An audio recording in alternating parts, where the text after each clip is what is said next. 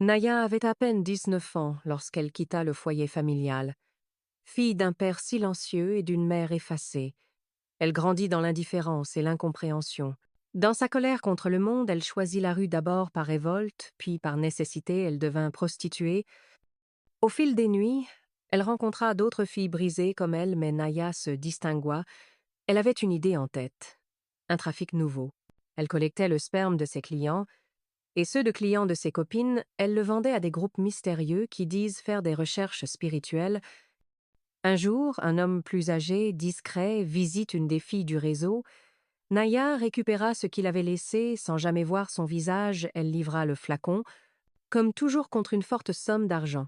La secte se réjouit, ce sperme avait une aura rare, puissante, presque royale. Ils l'utilisèrent dans un rituel interdit, la fabrication d'un double spirituel, une entité sombre censée absorber l'âme et l'énergie de son porteur d'origine. Quelques semaines plus tard, dans un autre quartier de la ville, Abdou, un professeur de lycée respecté et père discret, commença à s'éteindre. Insomnie, douleur, hallucination. Il entendait des murmures la nuit. Il rêvait de sa fille perdue, Naya. Mais ses yeux devenaient vides. Son âme fuyait, fuyait, il ne savait pas pourquoi. Naya, elle se rapprochait d'aides prêtresses de la secte, intriguée par leur pouvoir. Un soir, la prêtresse l'emmena voir un rituel, et là, devant elle, au centre d'un cercle de feu, un corps flottait. Une forme pâle et semblable à celle de son père. Cet homme possède un pouvoir ancien, dit la prêtresse. Nous avons créé son double grâce à la toi. Grâce à moi? Comment ça, grâce à moi? Oui, tu nous as donné son essence, son sperme. Le ciel se déroba sous ses pieds, elle comprit qu'elle venait de vendre l'âme de son propre père. Brisée par la vérité, Naya quitta tout. La rue, le trafic, les filles. Elle retourna dans son ancien quartier.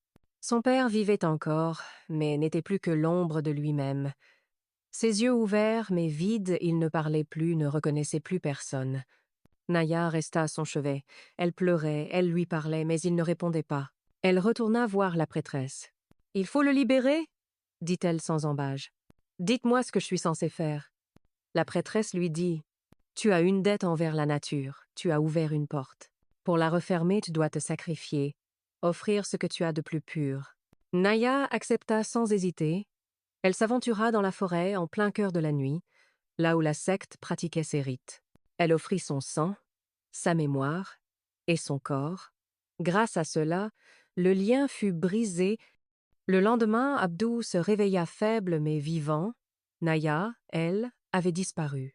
Certaines langues disaient qu'elle errait, dans la forêt à moitié folle, d'autres qu'elle fut absorbée par les esprits.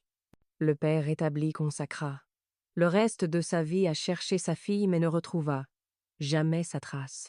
Chaque année, à la date de sa guérison, il déposait une rose au bord de la route là où elle avait grandi.